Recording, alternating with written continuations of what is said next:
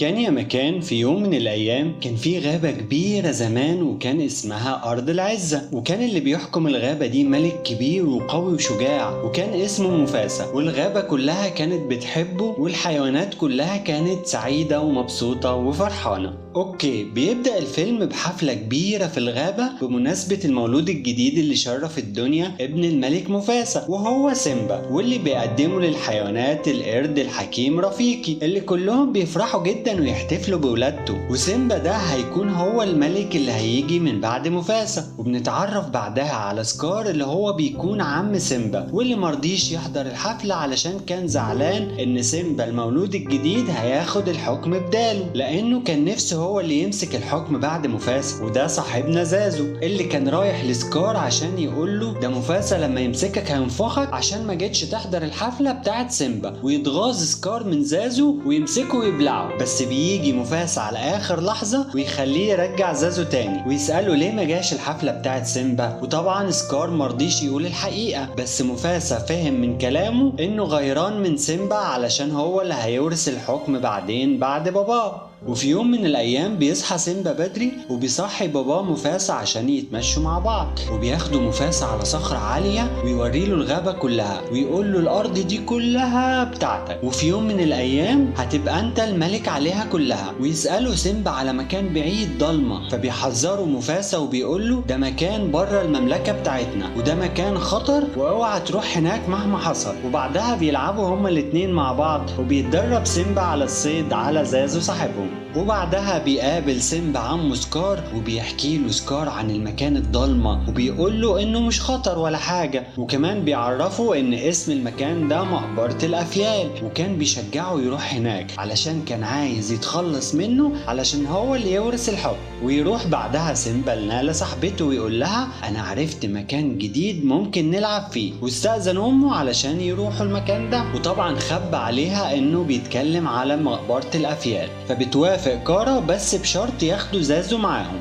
وفعلا بيروح هو ونالا صاحبته وياخدوا زازو معاهم، بس بيقدروا يغفلوا زازو ويهربوا منه ويروحوا لأرض المقبرة. بس زازو بيلاقيهم ويقول لهم انهم في خطر ولازم يرجعوا بسرعة علشان دي أرض الضباع، بس هما للأسف ما بيهتموش بكلامه وبيبقوا عايزين يستكشفوا الأرض دي. وفجأة وهم ماشيين بيظهروا لهم الضباع ويتفاجئوا ويخافوا وبيحاولوا يهربوا، بس الضباع بتقدر تمسك زازو وكانوا هياكلوه. وسيمبا لما بيشوف كده ما بيرضاش يهرب ويسيب زازو وبيرجع لهم علشان يخلص زازو منهم، بس بيقدروا الضباع يحاصروهم وكانوا هيخلصوا عليهم. بس ساعتها بيظهر مفاسة اللي بيمسك الضباع ويضربهم كلهم وكلهم بيخافوا منه، وبيقدر ينقذ سيمبا ونالا وزازو منهم. وكان كل اللي حصل ده سكار كان شايفه من فوق.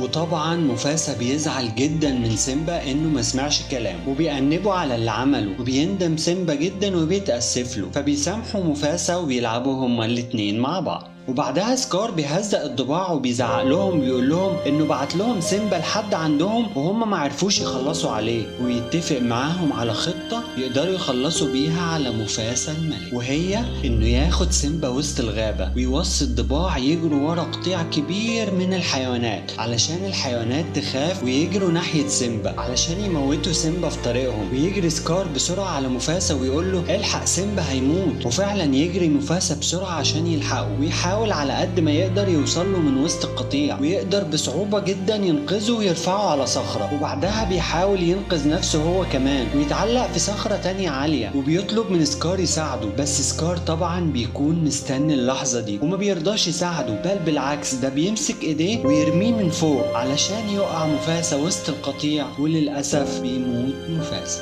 وبيجيله سيمبا وبينادي عليه وبيقول له قوم يا بابا، بس للأسف ما بيردش عليه مفاسة. وبيجي سكار لسيمبا ويقول له انت السبب في موت ابوك، وبيقول له انت لازم تهرب قبل ما عيلتك تعرف اللي حصل واللي انت عملته. وفعلا بيخاف سيمبا وبيفكر ان هو السبب وبيهرب ويسيب الغابة. وسكار مش بيسكت على كده، ده بيقول للضباع يجروا ورا سيمبا ويخلصوا عليه، بس بيقدر سيمبا يهرب بصعوبة جدا منهم. والضباع فكرت انه كده خلاص سيمبا مش هيرجع تاني خالص ارض العزة، واتفقوا انهم ما يقولوش لسكار انه هرب. وبعدها يستلم سكار الحكم ويقرر انه يبدأ عصر جديد تتعايش فيه الاسود مع الضباع، وهو يبقى الملك، ومش بس الاسود هم اللي يحكموا الغابة لوحدهم.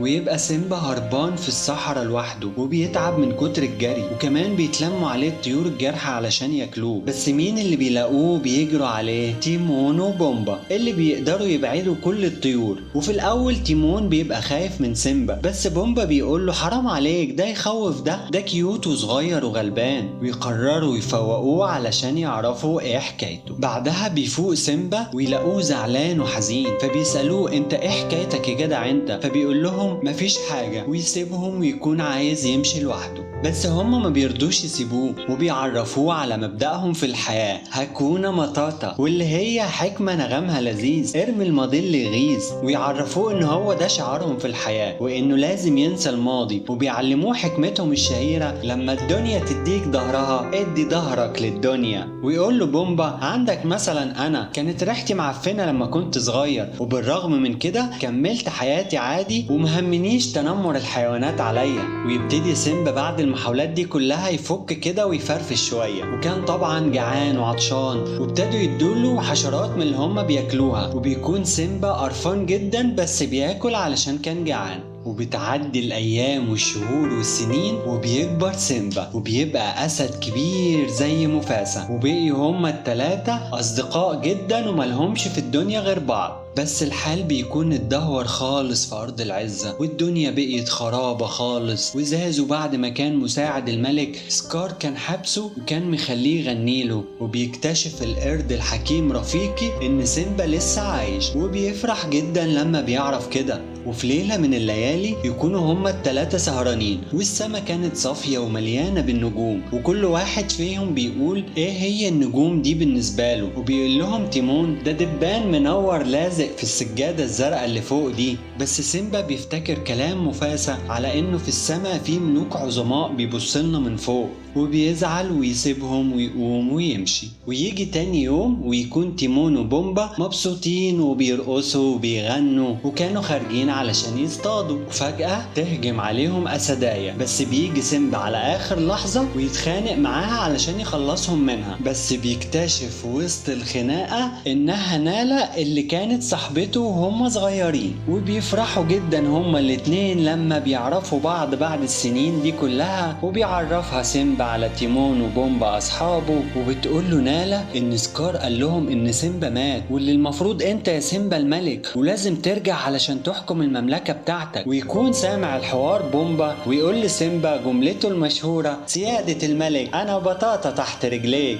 وبعدها بتشكيله نالا لما يكونوا لوحدهم إن الحال في أرض العزة اتبدل خالص، والدنيا باظت على الآخر، ودلوقتي الضباع هي اللي بتحكم، وإن رجوعه هيغير كل حاجة ويرجع أرض العزة جميلة زي زمان. بس يكون تيمون وبومبا مش عايزينه يرجع ويسيبهم بعد ما بقوا صحاب، وسيمبا كمان بيكون مش عايز يرجع ويسيب نالا ويمشي. وبعدها بيكون سيمبا لوحده محتار يرجع ولا لأ. وفجأة يجيله القرد الحكيم رفيقي ويفكروا ان هو الملك وابن مفاسا، والحكم ده من حقه، ويقوله ان باباه مفاسا لسه عايش، ولو عايز سيمبا يشوفه يجي وراه. وبيجري وراه سيمبا ويقول له رفيقي بص كده في المية وانت هتشوف مفاسا. ويبص سيمبا في المية ويشوف ان صورته شبه مفاسا باباه بالظبط. ورفيقي يقول له ان مفاسا باباك عايش جواك لسه ما ماتش. ويشوف سيمبا مفاسا ظهر له في السماء ويقول له افتكر انت مين يا ابني، انت الملك ابن مفاسا، ولازم ترجع ارضك وتسترد مكانتك في الحكم. ويقرر سيمبا انه هيرجع ارض العزة علشان يطالب بحقه في الحكم اللي اتاخد منه. وبعد ما بيرجع بيبقى مصدوم لما بيلاقي ارض العزة متدمرة خالص وبقيت كئيبة وضلمة، وبيتسلل هو ونالا وتيمون وبومبا علشان محدش يشوفهم. وبيطلب من تيمون وبومبا يشغلوا الضباع علشان يعرف يوصل لسكار. وفعلا بتنجح الخطة، وتيمون وبومبا بيرقصوا للضباع علشان يشغلوهم. ويقدر سيمبا يوصل لمكان أمه، وبيتصدم لما بيلاقي إن سكار بيضربها وبيجري عليها. وأمه في الأول بتفكره مفاسا، بس بيعرفها إنه ابنها سيمبا، وبتفرح لما بتعرف إنه لسه عايش. وطبعا سكار بيتخض ويخاف لما بيشوفه، وبيحاول يرسم الوش الطيب وإنه غلبان، ومهما كان برضه هو عمه، فسيمبا ما بيرضاش يكلمه بيكلمه ويطلب منه انه يتنازل عن الحكم، فبيرفض طبعا سكار، وبتتجمع الضباع على سيمبا وبيخوفوه، وبيفضل سيمبا يرجع لحد ما بيتزحلق من على الصخرة، وبيجيله سكار ويمسكه من ايديه ويقول له اقول لك على سر، انا اللي قتلت مفاسا. وبيتغاظ جدا سيمبا لما بيسمع الكلام ده، وبينقض عليه وبيخليه يعترف قدام كل الحيوانات ان هو اللي قتل مفاسا. فبيعترف سكار بكده، وتقوم حرب كبيرة بين الضباع والاسود، وبيقدر سيمبا يتخلص من كل الضباع. وكمان تيمون وبومبا بيشاركوا في المعركة، والقرد رفيقي ما بيسيبهمش كمان، وبيحاول سكار يتسحب من وسط المعركة ويهرب، بس بيشوفوا سيمبا ويزنقوا، وسكار يرجع تاني يمثل دور الغلبان ويقول له مش هيهون عليك تعمل حاجة في عمك الكبير، ويقول له ده الضباع هم السبب في موت مفاسا. وما كانش يعرف ان الضباع سامعينه وهو بيقول كده، وبيتغاظوا جدا من سكار علشان كان عايز يشيلهم الليل. بس سيمبا بيسامحه مرة تانية وبيقول له خلاص تهرب من هنا وما ترجعش ارض العزة تاني ابدا. بس سكار بيخونه مرة تانية وبيهجم عليه، وبتقوم حرب بينهم هما الاتنين، بس يقدر سيمبا يرميه من فوق الصخرة وسط الضباع. بيتغاظوا جدا من سكار علشان اللي قالوا عليهم، وكمان كان بيذلهم السنين اللي فاتت دي كلها، فبيهجموا كلهم عليه وبيتخلصوا منه. واخيرا وبعد سنين سيمبا بيرجع له الحكم بتاعه، وبترجع له ارض العزة، وبيبقى ملك كبير عليها، وبيطلع على الصخرة وبيحتفل هو ونالا وكل الحيوانات اللي في الغابة بمولوده الجديد مع القرد رفيقي اللي بيقدم المولود الجديد زي ما قدم سيمبا زمان، والكل بيكون مبسوط وسعيد وفرحان وبس. ولو عجبكم الفيلم ما تنسوش تعملوا لنا لايك وسبسكرايب، وتقولوا لنا في الكومنتات على افلام نفسكم نلخصها لكم، واشوفكم في فيلم جديد وملخص جديد. سلام.